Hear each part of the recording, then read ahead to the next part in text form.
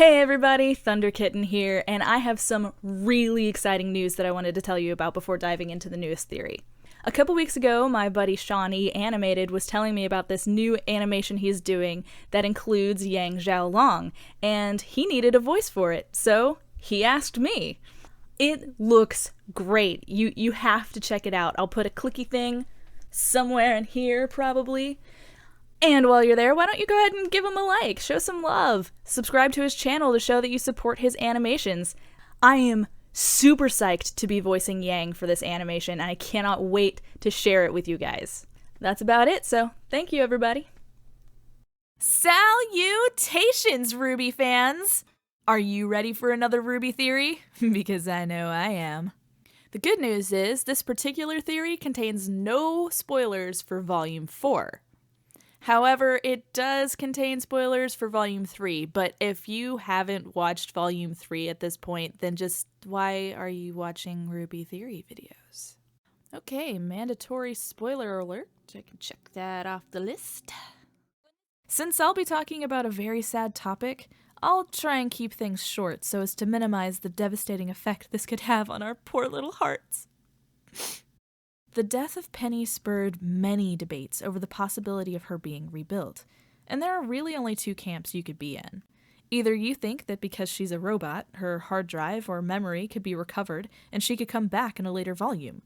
Or you believe that because she was a unique individual with her own personality and quirks, her body could be rebuilt, but she wouldn't be the same Penny who we all love. To figure out which is the most probable, we first need to figure out how Penny was made. I think we've already been given all the clues we need to decipher the mystery of Penny's origin. Before we dive into this theory, be warned. You may come down with a serious case of the feels. I'm sorry! The very first piece of the puzzle is presented to us long before we're even introduced to Penny. Wow, that is a lot of P's in one sentence. In the Emerald Forest, when Jean is hurt, Pyrrha begins talking to him about aura. She explains that aura is the manifestation of a person's soul, and implies it is the source of each individual's semblance. This is confirmed in the World of Remnant episode devoted to explaining aura, and Miles Luna has even stated that semblances are fueled by aura. After unlocking Jean's aura, Pyrrha tells him that he has a lot of it, indicating to us that she could sense his aura and how powerful it is. So, a person's aura is a perceivable aspect of their soul. And this little tidbit makes a whole lot more sense when we watch Volume 2. When Penny confesses to RWBY that she is, in fact, a robot, she says that she's the world's first synthetic person capable of generating an aura. As Penny despairs over not being a real girl, RWBY reassures her that she can feel that she has a soul, even if she's not a natural being.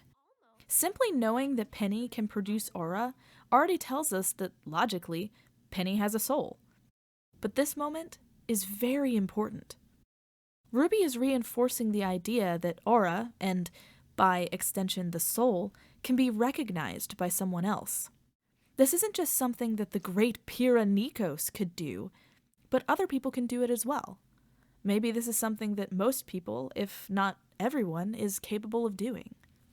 So where did her soul come from? Personally, I believe that the writers have already told us. There's a particular scene in Volume 3 where it feels like they're dancing around the subject, giving us all the details without telling us what it's about, keeping Penny's origin a mystery. In the episode titled Fall, we're given some huge chunks of very intriguing information as Pyrrha is first being introduced to the idea of becoming the new Fall Maiden. General Ironwood says that for the last few years, Atlas has been studying aura from a more scientific standpoint, even adding that they have made significant strides in this area. But it's his strange inflection on the word significant that really makes it stand out. When Ironwood begins to explain to Pyrrha that they have the ability to capture aura, Crow chimes in with his opinion and says, capture it and cram it into something else. This is an interesting phrase, particularly in the context of the conversation. It's my personal belief that they're both referring to the Penny Project, and showing their individual feelings in their choices of words. Of course, Pyrrha reacts very strongly to the idea of transferring Amber's aura into her body because Pyrrha is the one who taught us that aura is connected to the soul. She knows before the rest of the conversation spells it out for us that the Fall Maiden's life will be irreparably intertwined with her own, and how it would affect Pyrrha as a person is uncertain. So if we assume that Penny is the something else, then we still have to answer the question on where Penny's soul came from. As far as we know, it had to come from somewhere. I think the final piece is in the way that Penny refers to her creator. She calls him father. So would this be too hard to believe? My theory is that her creator once had a real daughter. Perhaps she was terminally ill, and being a man of science, he naturally wanted to find some way to save her. So before she died, he captured her aura, her soul and personality, and built a new body for her. We know that it can be done because Ironwood and Crow already told us. And this is exactly why the creator was so protective of Penny. Not just because she was an expensive and incredibly advanced piece of technology, but because she was his daughter. And if this is truly where Penny came from, then it makes her death all the more devastating. But here comes the most important question to answer. If Penny has a soul, but is a machine, can she truly die? The key to this answer is in the reaction of those who witnessed the destruction of Penny's body. Character reaction is a powerful tool that a writer can use to demonstrate to the viewer the weight of a situation and what we, as passive observers, should be feeling. And whose reactions are focused on the most in this scene? The reaction of Pyrrha, the girl who introduces to us the concept that aura is a perceivable aspect of a person's soul, and the reaction of RWBY, the girl who reinforced that idea and reassured Penny that she had a soul. These are the two characters in the show that we have witnessed actively sensing another character's aura. Is this just a coincidence? Perhaps, but I don't think it is. Look at how strongly these two characters react to Penny being destroyed.